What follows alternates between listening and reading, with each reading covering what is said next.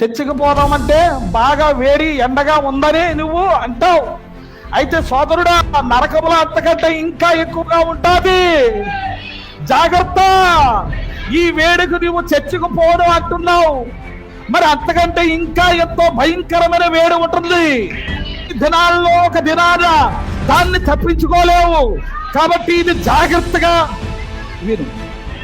నాకు చల్లగా లేదు, నాకు వేడిగా వస్తుంది అంటే నీ మైండ్ ఏంటి? ఏ ఉద్దేశంతో ఇక్కడికి వచ్చావు?